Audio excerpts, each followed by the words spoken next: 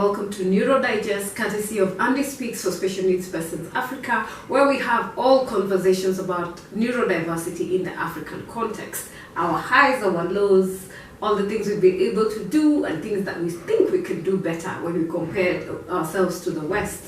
And today, again, back with us is Alice Mundia, but this time we're talking about something totally different.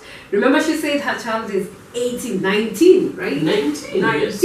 And mine is 13 and 11. So today we're having a mom-to-mom conversations. Not advocates, but just mother to mother. Because in this journey, trust you me, you need someone to walk with you, someone who's gone ahead of you, and someone who's able to tell you what to expect. But then it's a spectrum, so you might not be expecting the same things. But how to navigate some of those basic things that we go through. And our topic today is teenage. I have 2 teenagers. 3 teenagers, actually. My firstborn, my secondborn, and my thirdborn, and my adopted kids are all teenagers. So actually I have a teenage household of 6. 5 boys and 1 girl. All of them are teenagers. And this is the first time I'm actually talking about my stepkids. Yes. So,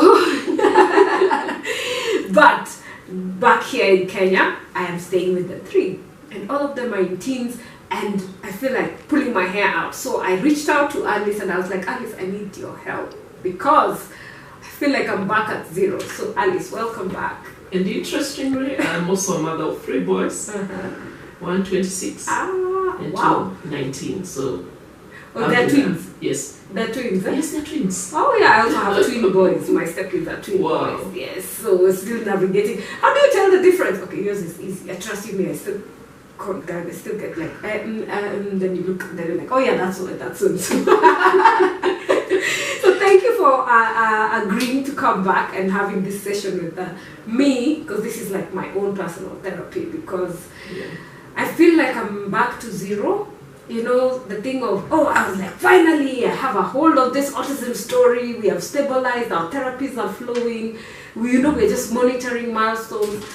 Then one day, at least I tell you, my son went quiet. He just started screaming and throwing everything and breaking. And I'm just like, what is going on with you? You run to the doctor. The doctor's like, have you changed this? Have you changed? We do all the tests. Everything is fine. And we're like, okay, bring him in. Because he had cried non-stop. We had not had any convulsions. I was just on standby for any convulsion. I don't even remember. You know, both of them get, sometimes I forget who had when. You know? So it's good to keep a diary of convulsions. So on this day, Andrew just decided he's going to be a screamer. And his only sleep was putting him down for very short hours. So you can imagine you're not sleeping, he's not eating, and he's just, I'm just like, we go to hospital, they check, they try to sedate him to the maximum you can for his age. And they're like, for a human being, this boy is supposed to be in ICU or isotonic or iso something. That's like very low, because that's the maximum you can give a human being for them to calm down. And this boy was walking in the corridors, still trying to scream of the hospital. So that means they could not even admit him. So you can imagine the whole place, everyone is looking at you. Those are the days you forget. And you just like, think whatever you're thinking, but you know, and you're tired, you're hungry, you're fatigued, and you still have to be a mother. And this person can't talk, is not talking, he's partially verbal. But the one thing that we've still struggled with is pain, communicating pain. Yes. So by the time we figure out what is going on, even then this time, can you imagine, at the end of the day, it was a severe throat infection. Oh my goodness, and you couldn't pick it. And you can't, he's not... the doctors couldn't pick it early on. Yeah. Remember when we went to hospital, he was screaming. It took 5 doctors to put an IV. 5. 1, 2, 3, 4, 5. For the first time, I saw my son wrapped like a mummy, because that was the only way to calm him down. You know those things we see and they're like, how dare you? Yeah. That was the day I was like, it now makes sense. Because they had to wrap him with the bed sheet. So that his hands are together, so that he's calm, you know, so that they're able to even just, you know, he needed to breathe. Because his oxygen levels were not okay. Because you can imagine you crying for 1 hour, you lose your voice. This boy had been screaming for 2 days. By the time we were in hospital, it had been 2 days of screaming non-stop. And that is when it hit me. Yeah, yeah. We are now officially in preteen. Yes. That was my introduction to teenage. My house was a That's mess. definitely that's definitely hard. I am just trying to visualize you, and I'm just trying to visualize your son, and he's trying to communicate pain, and he's non-speaking, he's minimally speaking, he's not able to tell where the pain is coming from. And I think teenage is also very, very confusing also for our young adults with autism, because remember the hormonal changes that are happening to any teenager that age. They do not understand what is happening around them. They cannot tell whether it's really a sickness or it's just their body, or there's many confusing signals, and you're here as a mother, you're not able to really communicate with this child. The child is communicating, yes, because all these telltale signs are actually saying something. They are signals to something. But it's the first time. How do you figure out? But you cannot even figure out, is it pain in the stomach? Is it pain? What is happening to him? Is he feverish? Is it? But I can imagine now the response. I'm sure whatever is happening internally in him, the response that he's giving is just screaming. He's actually just crying for attention and saying, "Just rescue me, help me, sort me, support me." And he's not a violent child. Like not violent. Like there were bouts of "don't touch me." Yeah. There is a time I even tried to hold him like this and lie down, and then he has super strength. I'm sure you understand that super strength. I have been there. That is the day I felt so small. Those days you wish you were that mama. Yes. And still, less training will also not sort out the issue. Because at this point, remember also he has sensory issues. So probably he's also responding also to touch. He doesn't want you to touch him. My friend. But he's actually just communicating. Like he will come when he wants. When he wants it. Yes. He's all over you, smooching you. No, I love you. At least I know he loves you. He's partially verbal, so he says something. So he'll be like, "Mom, I love you," or he can smooth at you. Then he'll go those sorts of. You touch me, be like, yeah. And I'm like, dude, you were just all over me. Or like a few minutes, but he doesn't want himself touched. You don't touch me. Let me do the touching. So we are still adjusting to this. And then for me as a mom, I'm still like, "Oh my baby," like Then there is this thing that came, and he just goes quiet. Yeah. That has been the past. Like he'll go 1 week. He's just decided he's not going to speak, but he's steaming. Yes. So he will be walking, pacing up and down. That's how that screaming started. It started with pacing. Yes. Like we went, then he goes mute. Then now he went from that mutism to the other extreme. They say that all behavior is communication.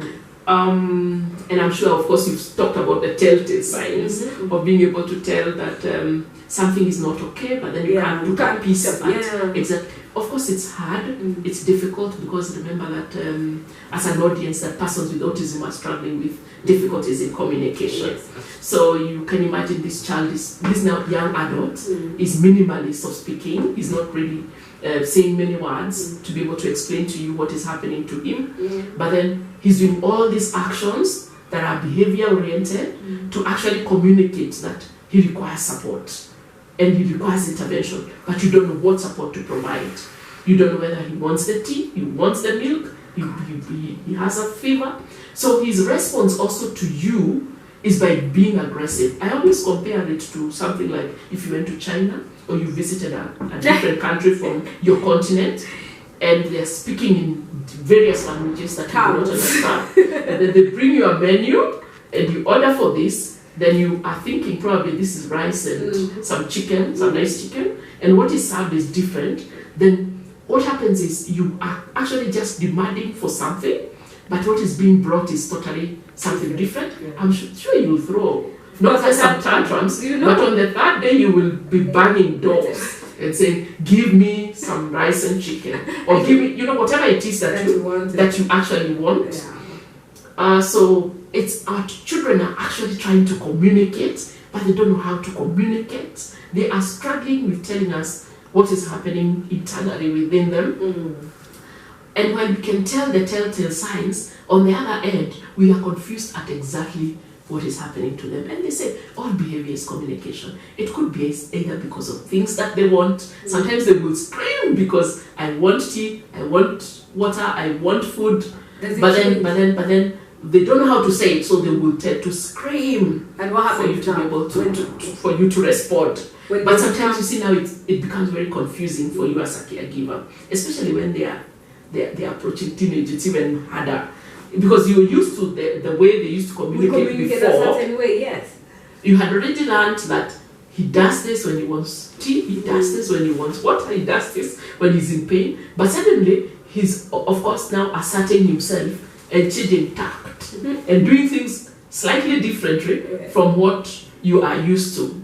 And I used also to experience it with my son. It can be things they want, it can be sensory, the sensory environment, or things that are happening within the environment that they are in. It can also be they are trying to escape from a task. You're trying to tell them you need to draw, you need to do your homework. You're making demands on them and they want to escape from the task, so they will react. They're just seeking your attention.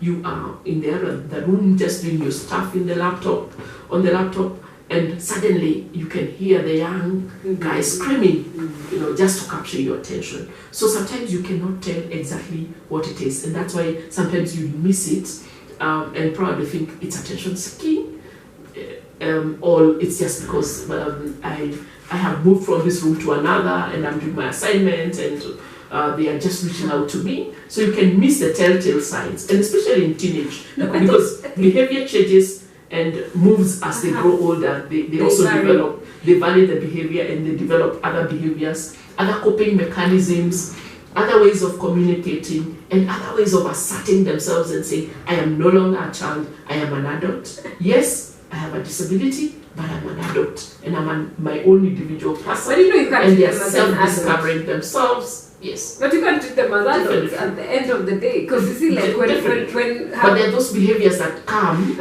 that kind of like they're also trying to assert themselves. Yes. So you see, the bone of contention is you're trying to allow them to go through the process of this person they're becoming. Yes. Adjusting for us now, spirit. You're adjusting to this new person you're seeing, and trying to figure it out, like what exactly they are. Because especially for those who are partially speaking, like my last born, because like I said, there are two extreme humans. Yes. So the last born is very, very verbal, as much as the ADHD makes it difficult for him to communicate, because he talks, like I still don't know what exactly happens, because you can't clearly hear him unless you really keenly listen, or you tell him to slow down, then he will talk slowly. So he'll be like, I do myself. That is when he's like stamping his authority that no, do not help me. No help, I do myself. Then I guess like in the morning when you're hearing him screaming, and they're like, okay, is he hurt? Is there something? Are they having a confrontation with the hubba? Then I'm like, okay, wait, let's listen. Then he comes into my room and he's like, Mom, I don't want these shoes. He's big. I'm like, huh? It's just he wants to wear official shoes, and it's sports day. So that's what now I'm like, was that what all the fuss is about? Like, you can just communicate. Like, you see, now that's where now you see raising them is a whole. So even the nanny is trying to understand, because now she's getting frustrated. And remember, they are routine based. Exactly. So basically, any change in their schedules, any change in their routine, anything that changes, they need to receive communication early enough. I think this was just because we've changed the shoes, like his school shoes. Now he wants to do more of the new shoes. No. So like that being aware of, I am smart, this one looks good, that one looks what. So that is also really coming out with teenage. Yes. Like Andrew will tell everyone if we get something new, he's like, Anna, smart, he's smart, and you have to keep encouraging them. But then now the challenges of the other thing that I'm just like, now all these hormones and all these things, and how do we prepare them? The one thing that scares me the most is that thing of in our society and how difficult it is. How do I start, like the last one, who's very, very friendly, and now because his body is big, he can't be too friendly with, let's say, girls. Like, he will not know the right, like, one thing I saw with Andrew, like him, he wouldn't, he that thing of like, this is boobs and boobs are not, because you always come here, baby. But then I realized that there is those boundaries. I know those are conversations we're supposed to have them, but sometimes with that blockage, because I have that thing he has of that school, this is home, so you're trying to change the tactic of how to, so I even try to like, let's sit together and talk. Yes. But the attention span also is like, and you're just like, holy Lord. So my thoughts around there is the issue of the social stories, you know, kind of like just giving stories, as just like a short story. That make it complicated? Like short stories, like you would explain that auntie's a girl and you are a boy, you know. Auntie and, you know, a boy and a girl, you don't hug, you explain also my space, you know, explaining that somebody should not touch you. Remember, also they are young adults, you know, and the way they touch you and you tickle and you say, no, don't touch me. Also teaching them to say, don't touch me, you know, like, or stop, you know. And these are skills, of course, that are learned also over time, because how much time they take time to process, you know. But then it's gradually, now you need to communicate more, engage them more, and also remember that these are young men. So basically, a lot of mentorship also needs to happen from another young adult who is also a man, you know. But then you see now the challenges, if you look at the numbers, good number of us who have special needs are single parents.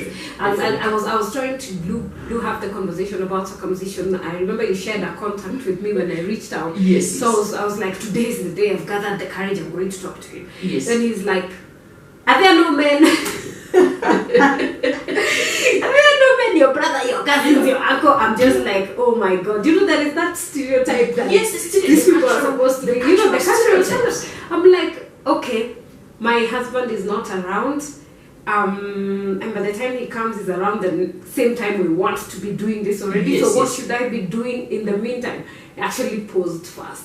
Because you know, we want to get to somebody who has gone through the experience to be able to explain it. My eldest son is in boarding, so I'm like, and he's coming only for a very short time. So I'm like, and then, because you see, there is also the people that are used to. Because me, in my head, what I'm thinking is, does he have to see the after, you know? Because of being very visual, then I'm also concerned about, like, for my last one who's now talking about anything and everything. Like the other day, he just decided, Mommy, Andrew has a baby in his stomach because Andrew has had eaten and he has to do his stomach.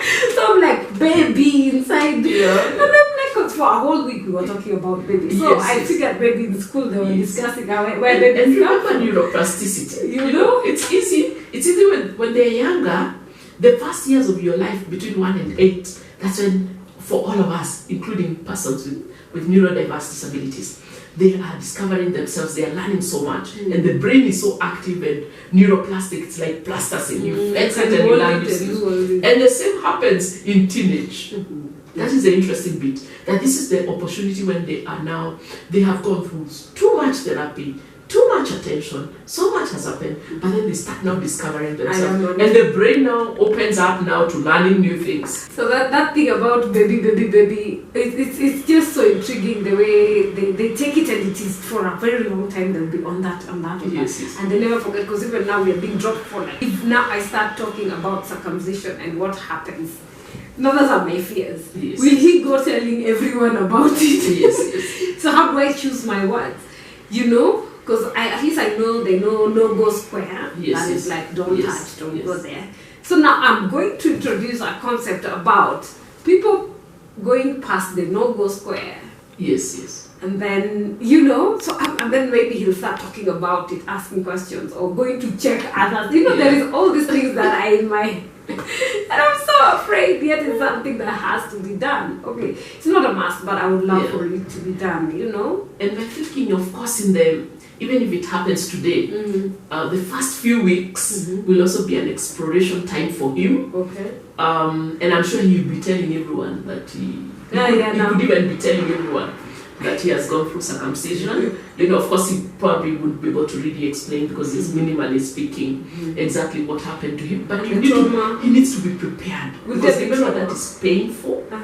But the beauty of our neurodiverse children is that they respond better to pain. No, there's also it's a spectrum. So of course there are those ones who are more sensitive, and there are those ones who also don't respond so hard to pain.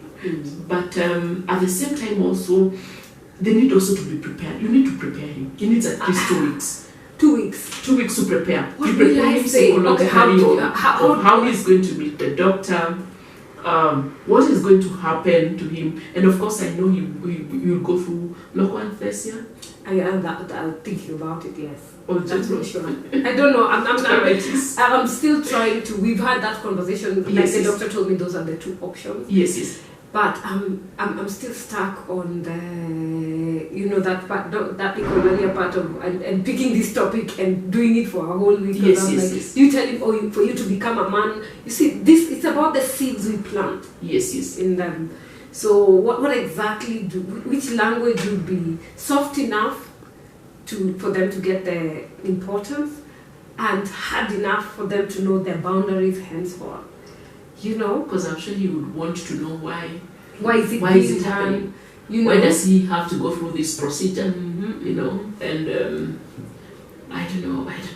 How did you get it done? It's a difficult thing. Did you do it early? But for me, the interesting bit is my son had also to go through another surgery, and I remember that in that conversation with the doctor, when that other surgery was happening, that my hubby actually told the doctor, is it possible for him to go through the circumcision process? And I was wondering, how can he even go through 2 procedures at the same time? It was going to be too painful for him. It was going to be problematic. We had already talked about the other procedure, but even then, he was still young. He was 8. It's not easy. Because for my son, he was 8 years, so meaning that he was still a child. So I don't think he really understood why he had to go through the process. But the healing process was very fast, Basically, I think in a week's time, he was much better, and in almost 2 weeks, I would say that I had to keep following up. Remember that I had also to take care of him because he was still a child. So the traditions the traditions were off the window because his twin did not go through the process at the same time. In fact, his twin said, if this thing is painful, I don't really have to go through it.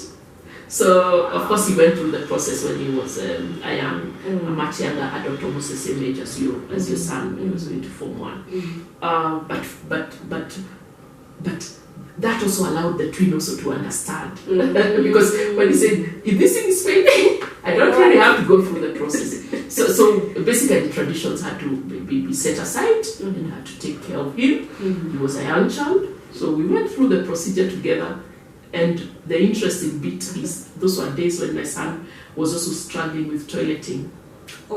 He was still struggling with toileting, especially long-haul toileting. And it was also an opportunity for me to sit in and have me time with him, and that is how we were able to completely those me times. Because I think, I understand now what you're saying about me time, because now I've had to change my schedules, I've had to change how much I can do outside my daily routine and make them really central of my day.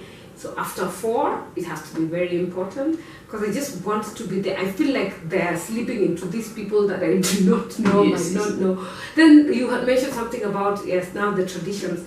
There is that thing about sexuality is taboo to talk about sex.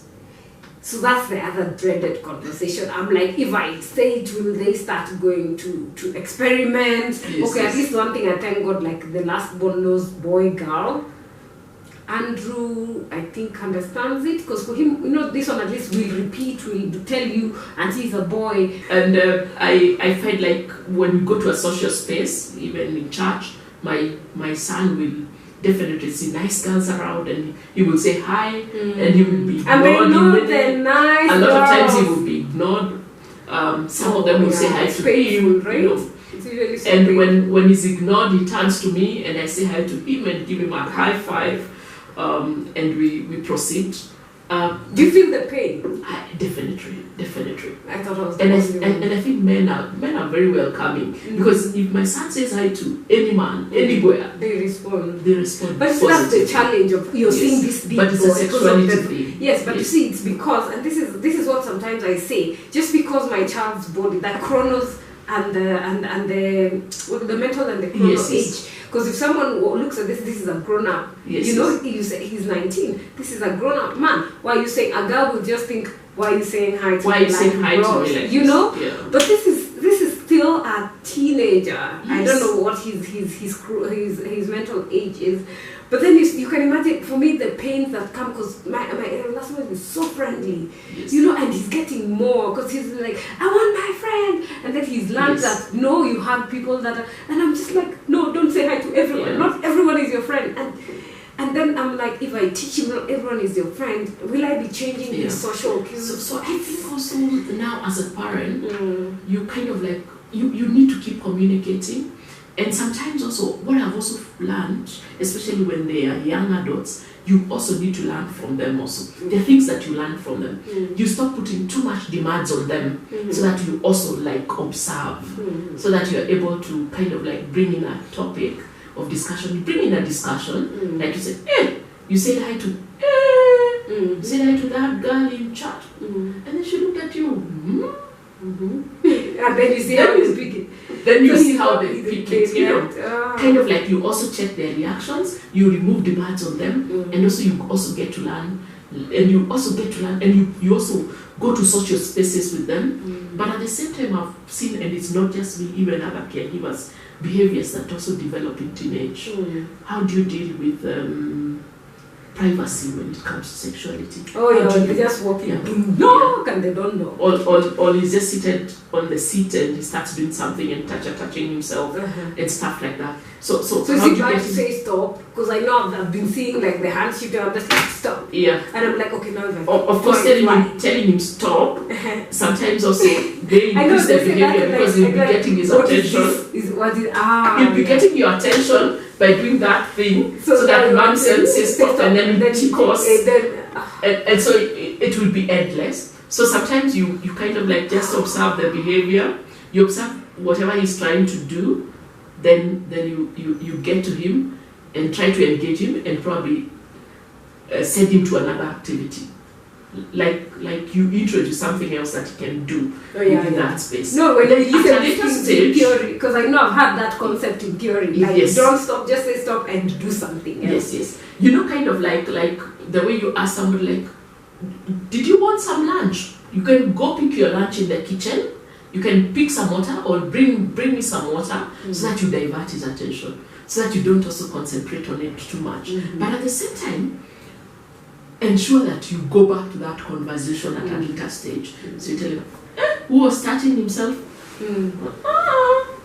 What did Mama say?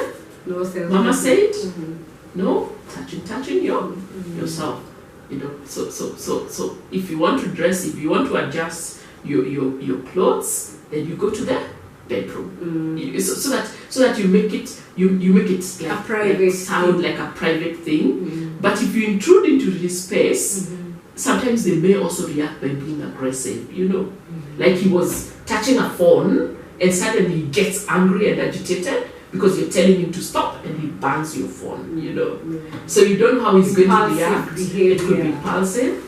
And remember, now this is a young adult, because at the same time he wants to assert himself, and you don't also know where sometimes he's picking some certain behaviors from.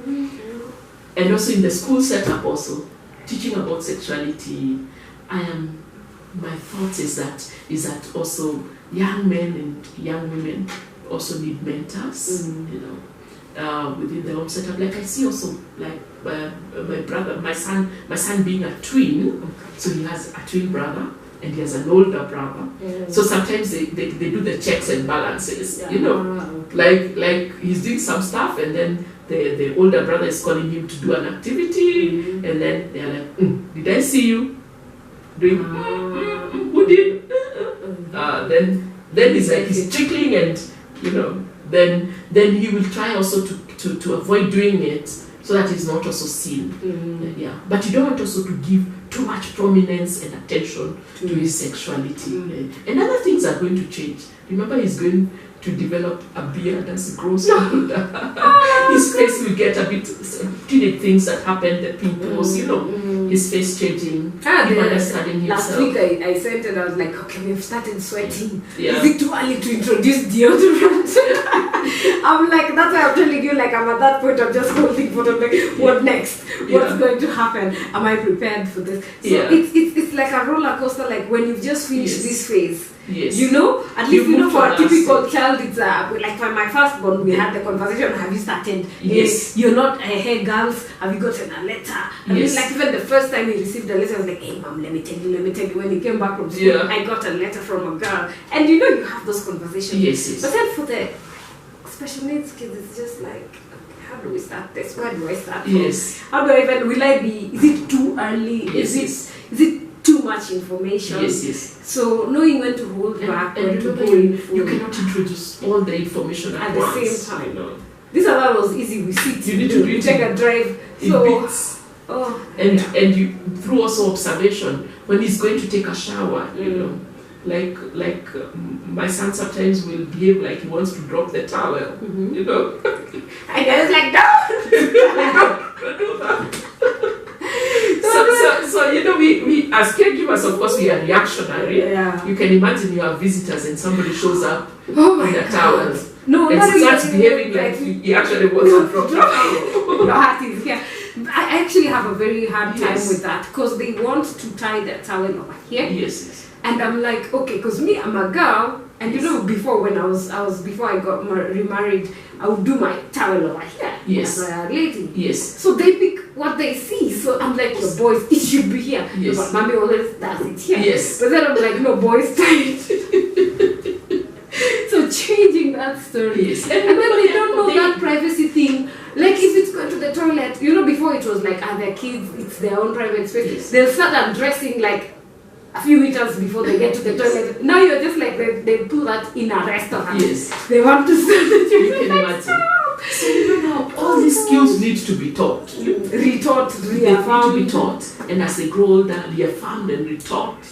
And it's building on skills. And building on skills, learning and unlearning. And also learning from them. Also allow them to teach you. Because they also have their way of navigating their space. Yeah. They also have their way of self-regulating. They have their way of navigating in social places. They will learn. They will learn how to speak to the girls without you noticing. You know. So they also have a way of navigating their own things. Nature has its way of doing things. God has a way of doing things also. Yes. Please don't what the discipline side of it. How now what I've realized in teenage is remember that this is a young adult. There are forms of discipline that you cannot use. So you need to communicate more, and then you need to lower your demands. You know, don't put too much pressure on the young adult because they will be reactionary, and then you will not have a conversation with them. You need also now to go easy on them. Like I see my son some years back would throw tantrums on a Sunday evening, on a Sunday afternoon, because everybody was busy with their stuff and probably then they had nothing to do. So I realized that you needed to engage him and also give him a specific role in the family. So we call him the operations manager. So he's the one who handles operations. So he's Sunday, you know, he's the one who checks the fridge whether there's milk, no milk. You know, he goes out ensuring that everything is in order in the house and reporting and with that list. Probably, of course, he struggles in reading and writing. He will of course do his wrist. But then when he's mentioning, probably he will not mention the actual words that are written on his wrist. But then he's able to tell that milk is missing, what is missing. So he has activities around the house, and also now participating in the activities that are happening. Yes, so let him learn how to cook. To warm his food in the microwave. And the fear, I get so scared because of that, not being aware of your space. Like if I move this way, I'll knock this off. That's how safety is taught. But I have also realized that as they get more and more exposed to various activities, remember this, they're also acquiring motor skills. They're also acquiring motor skills. And they're also acquiring not just activities of daily living, but functional skills that allow them to move into independent living in adulthood. So let them participate in food preparation in the kitchen. Let them have activities that they can do, whether it's washing dishes. You wash 2-3 cups, you begin slowly, but then you build on the skills. And then they will have activities to do, so that they also, as somebody is on the laptop, or even him is on the laptop himself, everybody has an activity to do, and which allows him to build on more and more and more skills. What I found now today is initially my son would be would throw a lot of tantrums on Sunday that sometimes would escalate into a meltdown. That I have few instances where I even broke the TV. You know, he just comes in and somebody is watching their favorite program, and he comes from the kitchen, picks a kitchen stick, and comes and hits the TV and breaks it into small pieces. And you cannot even tell why he's being aggressive. What I've realized today, because he's been able to learn certain skills, when he sees that mom has not, it's 6 p.m.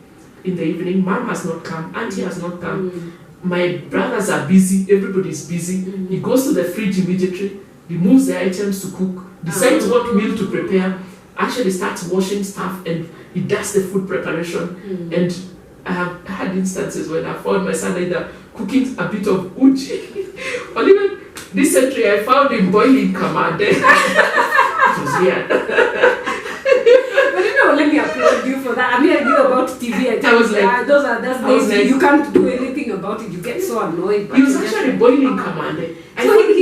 So that means he had sashed it, he had washed it. They had done the whole... And he was actually preparing the accompaniments, you know. And he had some nice ready. And he actually did the dinner that day. You know. So I was wondering, this guy has transitioned. When he acquires those skills, then uses the skills. So that means he's building on skills for independent living. So he won't throw tantrums. He will not break your TV because he felt frustrated that his routine was interrupted. Dinner was supposed to be cooked at 6 and there was nobody to cook dinner. So he knows He'll how actually to do it himself. He's the operations manager. So he handles it. So great. And his twin brother, and if there's any gadget in the house that has issues, we say his twin brother is the IT manager. So if he asked me what happened to the TV, he asked TV, IT. Oh well. Then he goes for his twin brother.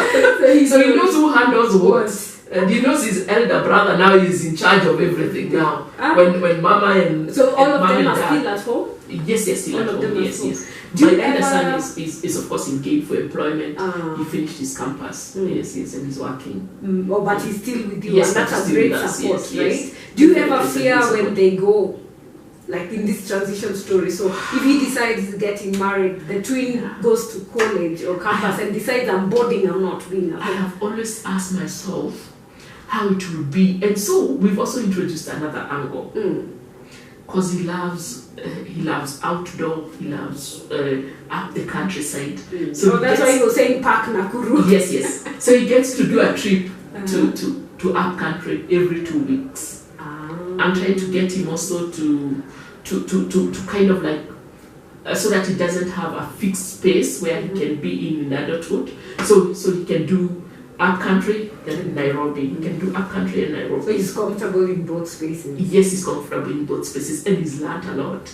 You can be sure if you find him down up country, in the middle of the cows. They love it. The cows love him, and he loves the cows. And so he does. Of course, he cleans for the cows. He gives food to the cows. He participates. And then this chicken, in the space. I've been doing a bit of that. Yes. Making sure we go to my parents, at least there's the space. For me, because of the pacing and then being in apartment buildings, I was like, then he can walk, and I know it's safe, gated. Yes. Yeah, then there is the shamba, there is this small, I can see his interaction with the animals, like the cat, then he doesn't know, like that cat suffered. I tell you that cat, this one loves the cat. This other one pulls it.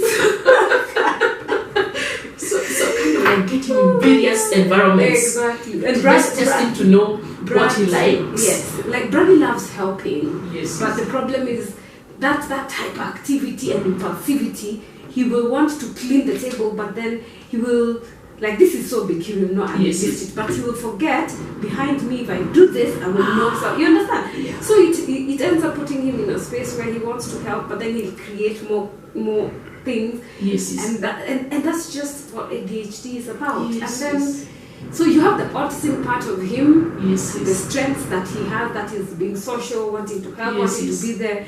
But the ADHD side of the challenges just makes you think about what goes on in his mind. and looking at now he's in teenage and friendships, and people will look at him as in like an adult and shun it, and so you see that thing of they eventually have to go to the greater world. How is the world going to take them? And that's why our advocacy is very important, and the conversations that we're having here today, because there is no manual, they're not the same, it's such a wide spectrum, they all have different things, and I would like to say thank you very much for opening up on your parenting journey, because autism awareness. Oh yes, and this is quite awesome. Yes. This is awesome. So I think kudos to all the small ways we are trying to just make, because this would be something handy. Like if you're in a space and you just give someone for them, especially when they grow up and they don't know what to say, this is a good information card. Because it says if you're confused by my child's behavior, please understand it's not their boldness or lack of discipline. My child is autistic. A person with autism can sometimes behave in a manner that is unpredictable. They sometimes find it hard to cope with everyday situations, require support and understanding.